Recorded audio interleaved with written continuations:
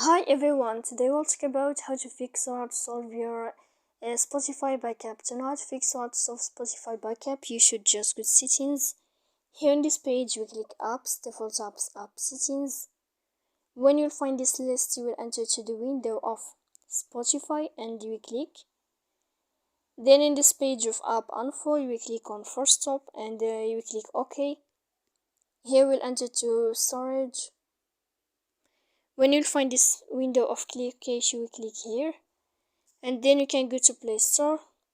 You will find and install your app, and you can install it again to fix that problem. If it's not working with you, you should just get or you can just go to this blue sign. If you will find the update, you can click to update your app. So please don't forget to support us by like and subscribe. See you next time in another video, and thank you for your attention.